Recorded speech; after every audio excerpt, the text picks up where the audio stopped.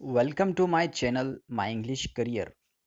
इस वीडियो में हम बात करेंगे कुछ ऐसे सेंटेंसेस की जो हम रोज़ अपनी डेली लाइफ में बोलते हैं।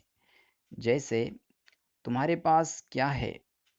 तुम्हारे पास 1 लाख रुपये है। तुम्हारे पास बहुत अच्छी कार है। इस तरह के सेंटेंसेस को हम इंग्लिश में ट्रांसलेट करेंगे। तो चलिए शुरू करते हैं।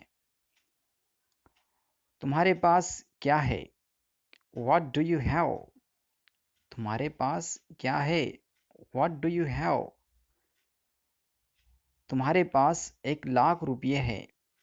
You have 1 lakh rupees. तुम्हारे पास 1 लाख रुपये है। You have 1 lakh rupees. तुम्हारे पास बहुत अच्छी कार है। You have very nice car. You have very nice car. क्या तुम्हारे पास मेरा पेन है?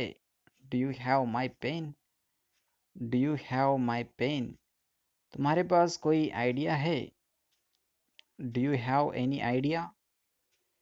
Do you have any idea? दोस्तों, अगर आपको ये वीडियो अच्छा लगा है तो वीडियो को लाइक, शेयर और चैनल को सब्सक्राइब ज़रूर करें। मिलते हैं अगली वीडियो में।